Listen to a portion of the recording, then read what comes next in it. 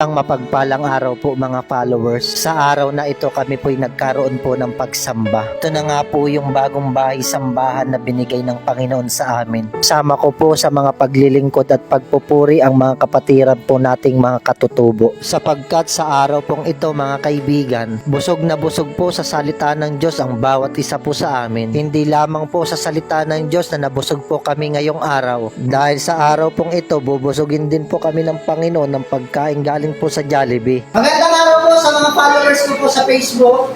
Ngayong oras po, katatapos lang po ng aming pong pagsamba. Ngayon po ay tanghali na.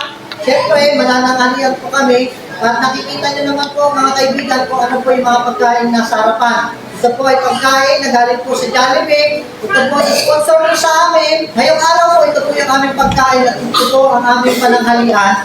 Narito po ang chicken with rice, spaghetti, hamburger. At ito po ay galing po sa mabait na sponsor. Siyempre, bago po namin ito kainin lahat, babatiin po muna natin sila na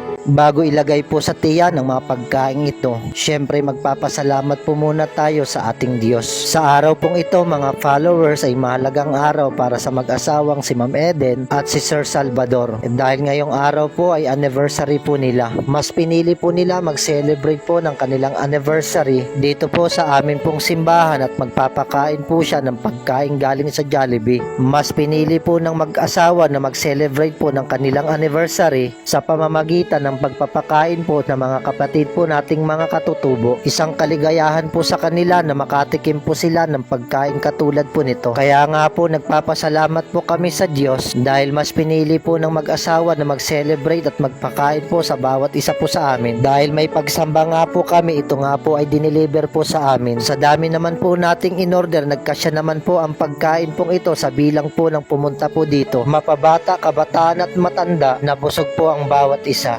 Lamang po ito mangyari pagkatapos po ng pagsamba. Ganito po ang aming pananghalian. Isang kagalakan nga po sa amin na maranasan po ito. Kaya nga po ako'y nagpapasalamat isa sa mga sponsor natin, ang mag-asawa pong ito na nagpakain ngayong tanghalian. Dahil sobra-sobra naman po yung ating in-order, nagpabalik-balik nga po ang mga kabataan at bata. At sa tanghali pong ito, sinigurado po natin sila na uuwi talagang busog. Kakatuwa naman po mga followers na isipin. Napakabuti po talaga ng mag-asawa pong ito dahil dito po nila pinagdiriwang ang kanilang anniversary. Kaya nga po sa mga followers ko po, batiin nga po natin ang happy anniversary si Ma'am Eden at si Sir Salvador. Dalangin ko po sa inyo, patuloy po kayong pagpalain ng Panginoon ang inyong pong kalusugan at sa material na bagay. Nun din po ang inyong spiritual na pamumuhay. Kaya nga po lagi po tayo magpasalamat sa ating Diyos dahil sa mga ganitong pagkakataon na hindi po nating inaasahan, bigla na lang po dumarating po sa ating buhay.